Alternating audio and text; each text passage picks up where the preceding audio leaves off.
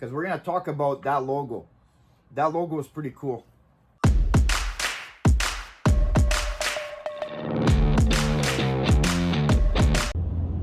Welcome to the channel, everybody. Welcome to Open Air Outdoors. My name is Mark. Today I have something quite special for you guys. I'm en route right now to go visit with a gentleman by the name of Gord. This individual has his own little outfit, his own little production going on called Naturally Naked Paddle Company. And I'm very excited to go see Gord because Gord has a paddle sitting at his shop waiting for me. But more importantly, I'm going to spend the day with Gord and I'm going to show you guys how he makes his creations. This is going to be a special video. Thanks for coming out, guys. So before we get started here today, Gord and I have we exchanged information, and we're both confident that we don't have any affiliation with any COVID-19 thing, so we're comfortable being within a tight space together today. So we're going to move forward today and get in there and do our thing.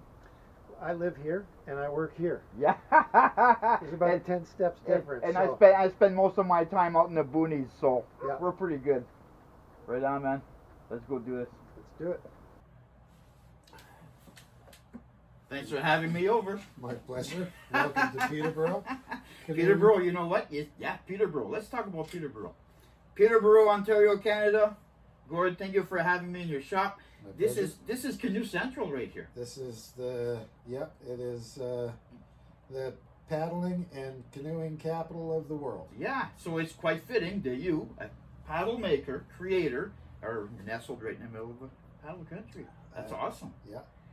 Now, Gordon, we have to start with the name, Naturally Naked Paddle Company. Tell me about that. There was a lot of thought went into that, actually. My wife and I worked on it for quite a while. I had always struggled, as my website is very clear about my goals and my philosophies of paddle making and comfort. Yes. And I had always struggled with a traditional paddle grip. The fact that the grip is aligned with the shaft, which puts your arm at an awkward angle, and the fact that it doesn't fill your hand up. It just never felt natural to me. It never felt right. So what I did was I took a big wad of paper towel. Yeah. And I dampened it. Okay. And I put it into my hand. You created a mold of your hand. I created a mold of my hand with damp paper towel. Okay. And I put my hand around it and thought, that's what I want on the top of my shaft. Really? And then I let it dry. Yeah. And it dried to what you've got today, basically. Okay. So that's the natural part. That's a natural part. Okay. The natural grip. And I call it the original natural grip because I came up with it.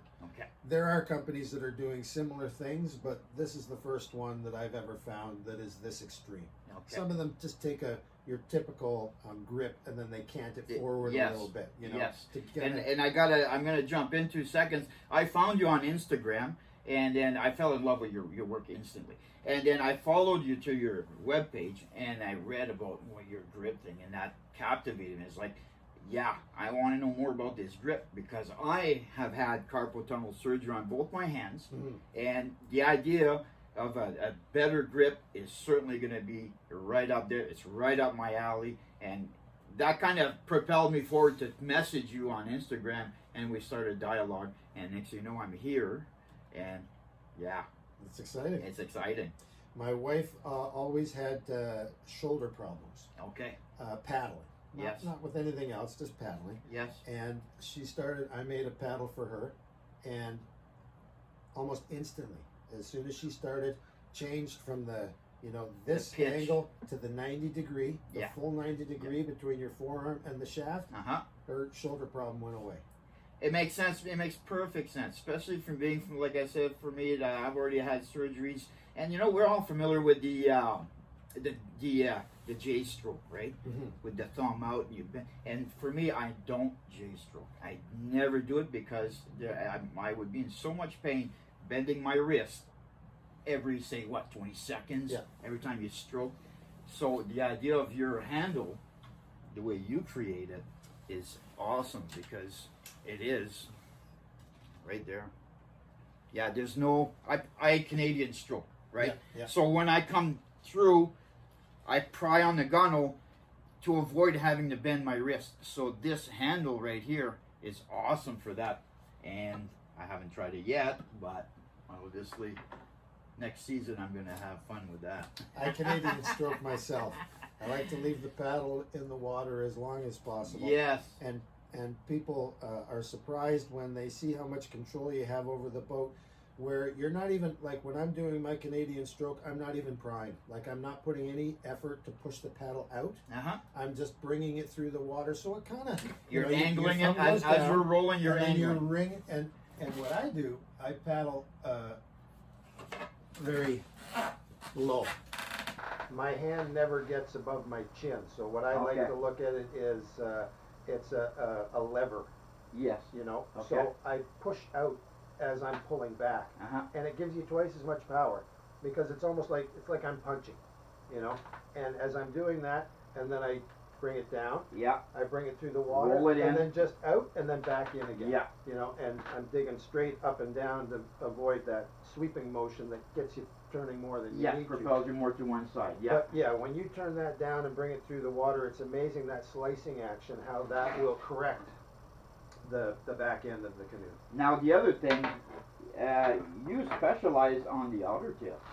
Is that correct? Yes, I'm a flat water paddler. We're trippers. That's all we do for the So most am I. part. 100%. Well, I shouldn't say that. We do white water, and I do have a couple of white water paddles specifically for that. We're not huge enthusiasts, but we get together with a group of kayakers pretty much every long weekend up on Palmer Rapids. Excellent. Okay. But I've been flat water tripping my entire life. Started in Cubs back when I was knee-high to a grasshopper. And I love that. I love the otter tail. I love the shape, the feel, the look. I love the way it steers. Yeah. I love the way it moves water. Absolutely. For flat water tripping, it's everything I need. I do put beefier tips on them because, let's face it, I don't care how careful you are. We're going to discuss about this construction thing later on for sure, because we're going to be working on a paddle, you and me together. Yeah. But now, back to your logo, Naturally Naked. Yes, I do get sidetracked easily. So the natural is the grip, the original natural grip, and the naked is the finish. Yeah. Because I don't believe in varnishes, urethanes, No epoxies, no solvents, nothing. You know, even tongue oil tends to gel and harden into a hard crust. Sure. And you know, as your tongue oil dries out, you need solvents to keep it moist. Okay. So I have come up with a natural oil. It's a plant-based oil. It's a blend of 3 oils. Primarily one, but little bits of 2 others. Okay. You can drink it. It's healthy. It's a great source of omega-3. Okay. I wouldn't suggest. Yeah, too much of it. probably a little bit of a bitterness to it, right? A tablespoon a day, max, is actually considered good for you. Really? Okay. You can eat your paddle, but I wouldn't recommend it unless it's life or death. Yeah, certainly. Now, that's excellent. So, and it requires, because it's a plant-based oil, it's not olive oil, but we'll use that as an example where it stays liquid. Okay. So you put it on the paddle, and it won't gel up on you. It doesn't gel, and it doesn't create a hard crust. Okay. I have a problem with that too. My major problem is the solvents that you need to keep the varathanes and the urethanes and all those things liquidy. So you don't have any of that with this. The beautiful part is that if you have any problems, you scratch it up, you bang it up, you just give it a little sand. I keep a rag in a Ziploc bag that's saturated in the oil. Yep. And you just give it away. Come back from your outing, your trip, you give it a wipe, you hang your paddle, good to go till the next time. Till the next trip. Excellent. And once you get maybe 20 to 30 applications of the oil in there, you'll notice that the paddle stops absorbing the oil. It's saturated to the point where now it's probably going to start releasing it. Will it after a while? I guess. Well, it releases it in the water. The water does draw oil out of everything. Okay. Yeah. So the water will bring the oil out, and And at that point, yeah, as you say, at the end of a trip, if I use it for a weekend, I don't even bother oiling it. Yeah, yeah, okay, sure. But at the beginning, you'll find that the wood is absorbing the oil like crazy, and you want to oil it often until you get to that point of. Excellent. Now, I kind of cheated earlier because I'm here to pick up my paddle because I was here 2 weeks ago. Yeah. And with your expertise and after explaining to you what I do with a canoe, my type of canoe tripping, which is flat water and a lot of angling, and I'm often caught in some high wind conditions in the middle of the lake. We came up with a paddle, and you have a paddle for me. I have a paddle and I for saw you. it earlier. You cheated. It was my cheated. fault because I And had it hidden. I'm gonna reach for it right now. I had it hidden, and I accidentally uncovered You it. accidentally took some stuff out of the way, Yeah. and I spotted this beauty right here. And I'm gonna show, because we're gonna talk about that logo. That logo is pretty cool.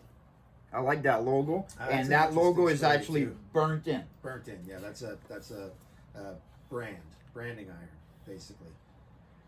Look at that, and that is sweet deal right there.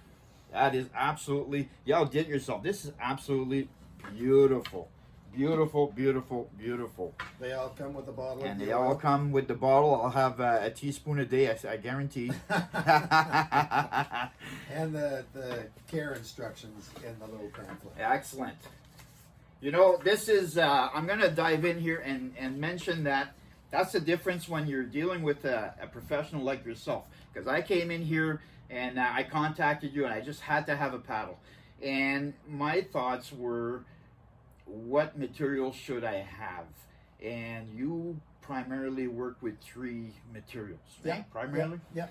And those are? Ash, cherry, and black walnut. Black walnut. That's what this guy is. This is not stained. This is natural color. The oil darkened it, but this is a natural color right there. So my thought was originally, I'm going to get me a cherry paddle because my canoe, my primary canoe, is trimmed in cherry. So I figured, I'll go with cherry. It'll match your canoe. Mr. Professional said, no. That's not for you. Eh? You told me because you're in that high wind condition, middle of the lakes, and I got to dig in, you said no. And this is what we went, is with this beautiful material here. Tell us more about that.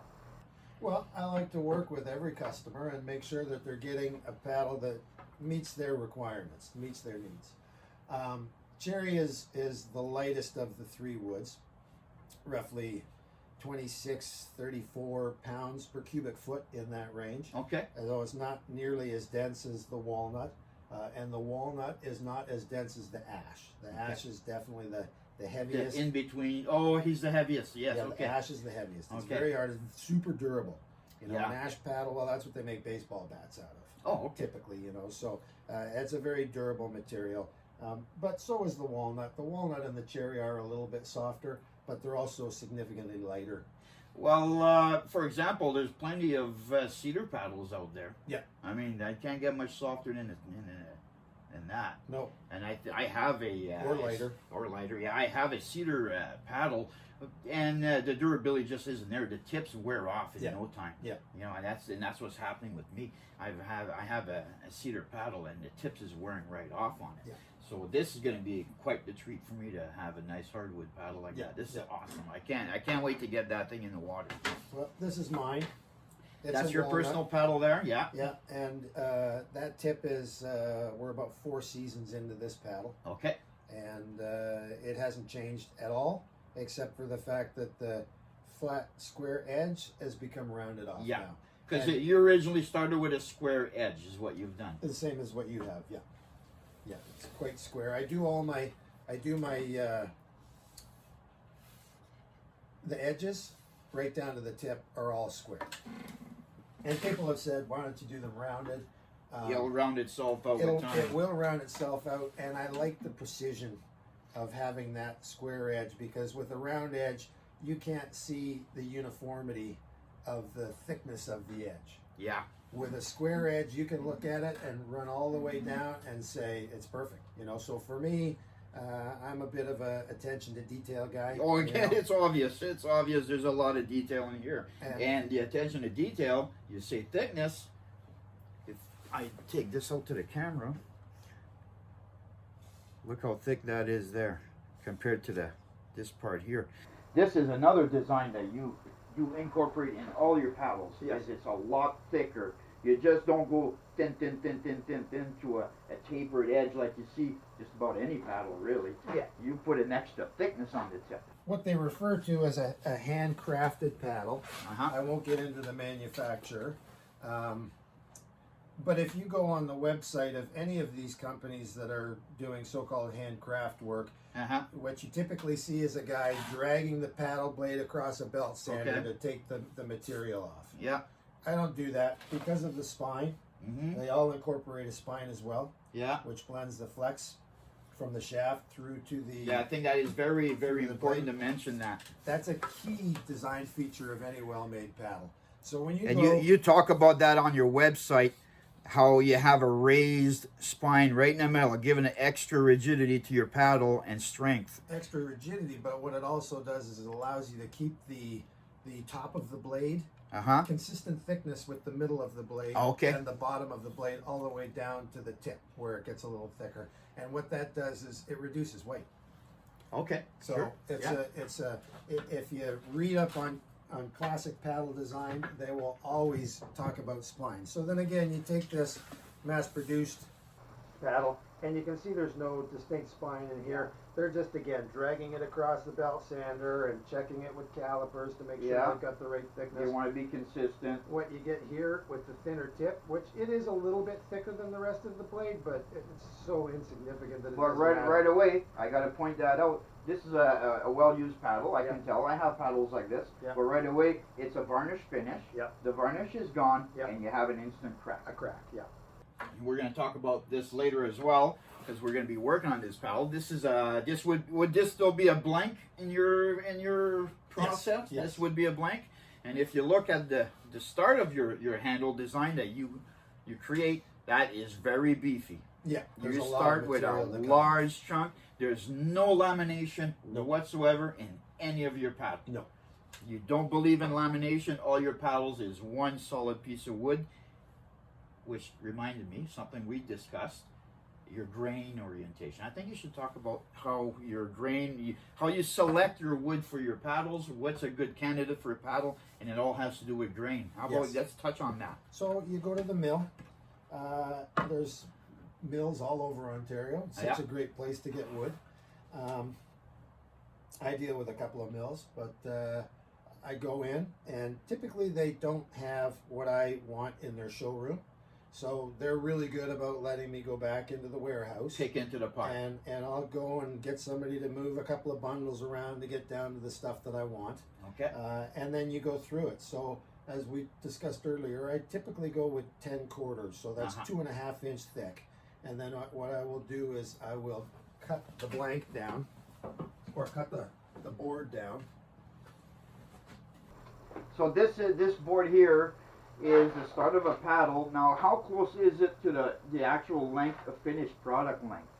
Well, this is, again, that is based on customers' requests or Okay. customers' requirements. Yeah. So I typically buy them at about at least 62 inches. Okay. And then from that, Chop them down from I there can to cut where it down the to customer whatever, needs it. 52, 54, whatever they need, whatever suits their need. So I will take, this is the other half of yours, by the Oh, way. okay. Yeah, yeah. This So my grain matches right in here. This is the same tree. in the opposite Okay. direction, yes. So We'll demonstrate that later on the bandsaw, how you Sure. slice that up. we get to, that's fairly involved to get it precise. So I always go into the mill, and it's hard to tell when it's roughly finished. Yeah. You know, you can't really see the grain too much, but you can on the ends usually if they're not painted. So you don't grab a ball of water and throw it on there just at the mill kind of thing, because that's really pointless? Or? If I was going to do anything, I'd take my little block plane, Okay. and I just Okay. take a 64th of an inch Yeah. off to get that rough finish off, and then that will Just show you the to, grain. just to confirm whether or not that's a good candidate for a paddle. Yeah, but in this case, this one was clean on this end, so I Uh-huh. could see. Oh, yeah. See the Yeah. grain in there, Yeah. and I could see that it was going to give me what I needed. So the second thing that you want, I mean, this is cosmetic. It's only for visual. Okay. It has very little to do with strength. When you come down the side here, this is what's important. Okay. The grain orientation through here. Because if you get cross-cut grain, you're going to have a weak shaft. Okay. You want all the grain running down the entire length of the shaft. Excellent. Blade's pretty strong, you Yep. know, it's Yep. going to be a little more durable. But if you don't get grain orientation proper in the shaft, you're done for. Or you may get additional flex maybe as well, eh? Well, it's flex, no. No, The not hardwood even? is hardwood. Okay. It's whatever the density of that particular type of wood is what it's going to give you in flex. Okay. It's more about shear strength. And Okay. if you don't have a long straight grain, You're if not. you have You're an gonna, angled you're gonna grain, lose that you strength. could potentially shear that paddle right in the middle of the shaft. So those are the two grain orientations I concern myself with. I like to go with a thicker piece of wood and make two paddles out of it. It tends to give you a straighter paddle, straighter piece of wood. And then again, I can cut the beefy end to give me the meat that I need Yeah. for my grip, because I Because don't. you can take it away. You can't add it. So That's you exactly right. That's the bottom line. And I'm not fond of, as you said, the lamination. Okay, well let's move forward with this. Let's get set up in the shop Okay. and start We're in the making shop. man glitter.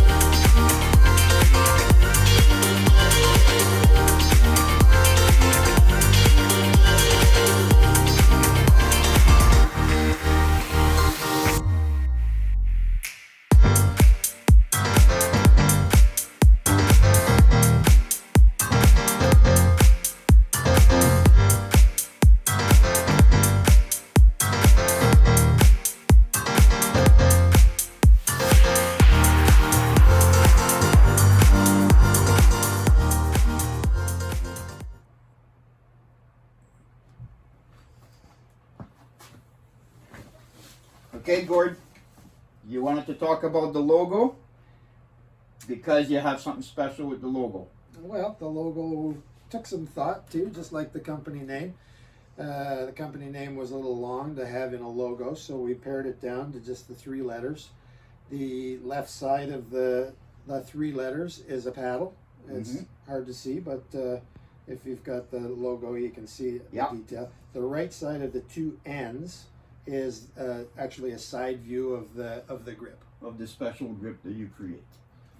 Excellent.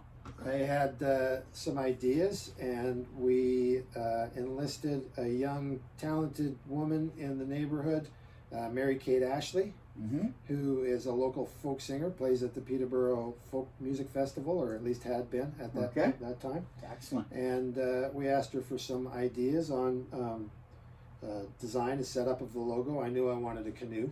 Mary Kate came up with some really great ideas, and we've incorporated her idea into the logo. I had a brand made up in BC from a company that's all they do is metal branding. Oh, okay. It Nice. is the most difficult part of the whole process. Carving the paddle is actually quite easy compared to the branding, Really? because Yeah. you're trying to brand, a good sized brand on an uneven surface. Yeah. So to get that, So you have to roll your way in. and to get it perfectly consistent, Yeah. the outside rim, if you screw it up, you got to sand it all off It's a and one-shot start from deal. the beginning. So, well, no, you get a couple of pokes Do at ya? it, but it's all done by hand. It's all right done by down to hand. the brand. If it was stamped by a machine in a factory, Or a lot of them, a Yeah. lot of the companies are just using a sticker. Yeah, Put a sticker on there. That would have been really easy. Yeah.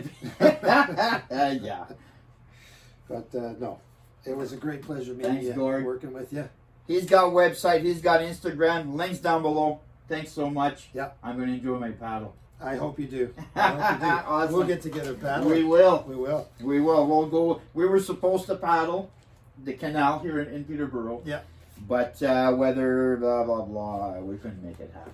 And Oh, I you know could have what? made it happen. You Yeah, you were well, afraid of the cold water. Yeah, I that's didn't all. want. I didn't want to go out in the cold rain. Awesome. Thanks for hanging out, guys. Natural Naked Paddle Company. Catch you later. Catch you guys later. Good talking to you.